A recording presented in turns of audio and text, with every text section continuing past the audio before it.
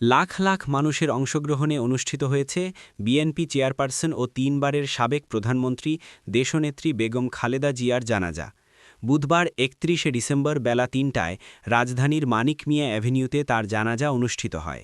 দেশের ইতিহাসের অন্যতম বৃহত্তম এই জানাজায় অংশ নিতে আসা জনস্রোত সংসদ ভবন এলাকা ছাড়িয়ে কয়েক কিলোমিটার আছড়ে পড়ে। জাতীয় মসজিদ বায়তুল মোকাররমের খতিব মুফতি আব্দুল মালিকের ইমামতিতে অনুষ্ঠিত এ জানাজায় অন্তর্বর্তীকালীন সরকারের প্রধান উপদেষ্টা ড মোহাম্মদ ইউনুস সহ দেশি বিদেশি শীর্ষ নেতৃবৃন্দ উপস্থিত ছিলেন। শেষ বিদায়ে বিদেশি অতিথিদের মধ্যে ছিলেন পাকিস্তানের স্পিকার সরদার আয়াজ সাদিক, ভারতের পররাষ্ট্রমন্ত্রী এস জয়শঙ্কর এবং নেপাল, ভুটান ও শ্রীলঙ্কার পররাষ্ট্রমন্ত্রী। দেশের নেতাদের মধ্যে বাংলাদেশ জামায়াতে ইসলামীর আমির ড শফিকুর রহমান, বিএনপি মহাসচিব মির্জা ফখরুল ইসলাম আলমগীর, ৩ বাহিনীর প্রধানগণ, রাজনৈতিক দলের শীর্ষ নেতৃবৃন্দ এবং বিশিষ্ট ব্যক্তিবর্গ জানাজায় শরিক হন। জানাজায় নারীদের জন্যও বিশেষ ব্যবস্থা ছিল। সাবেক প্রধানমন্ত্রী বেগম খালেদা জিয়ার জানাজার আগে তার জীবন ও কর্ম সবার উদ্দেশ্যে তুলে ধরেন বিএনপির স্থায়ী কমিটির সদস্য নজরুল ইসলাম খান।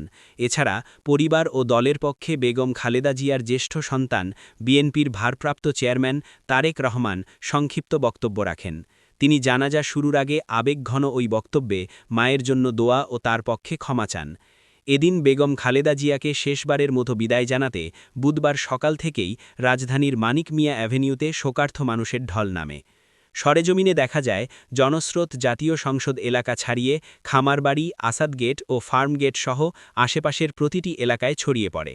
সংসদ ভবনের দক্ষিণ প্লাজায় জায়গা না পেয়ে আশেপাশের এলাকার রাস্তাতেই লাইন বেঁধে দাঁড়িয়ে জানাজায় অংশ নেন হাজারো মানুষ। ফলে জানাজার সারি কারওয়ান বাজার, বিজয় সরণি, ধানমন্ডি থেকে আগারগাঁও পর্যন্ত পৌঁছে যায়।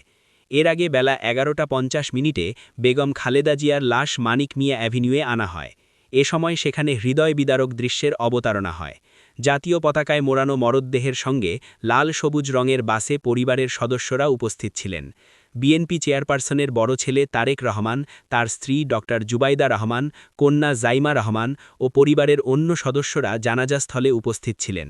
জানাজা উপলক্ষে সংসদ ভবন ও মানিক মিয়া অ্যাভিনিউ এলাকায় নিশ্ছিদ্র নিরাপত্তা নিশ্চিত করতে পুলিশ ও র্যাবের পাশাপাশি ২৭ প্ল্যাটুন বিজিবি মোতায়েন করা হয়। জানাজা শেষে বেগম খালেদা জিয়ার মরদেহ শেরেবাংলা নগরস্থ জিয়া উদ্যানে নেওয়া হয়।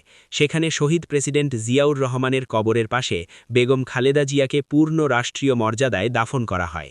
মঙ্গলবার ৩০শে ডিসেম্বর সকাল ৬টায় রাজধানীর এভারকেয়ার হাসপাতালে চিকিৎসাধীন অবস্থায় মারা যান বিএনপি চেয়ারপারসন ও সাবেক ৩ বারের প্রধানমন্ত্রী বেগম খালেদা জিয়া।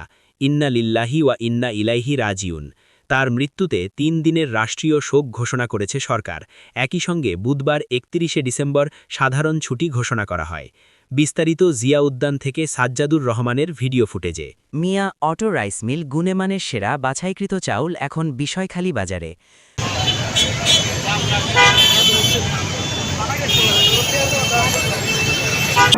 দয়া করে আমার সাথে যোগাযোগ করবেন, আমি সেটি পরিশোধের ব্যবস্থা করব ইনশাআল্লাহ।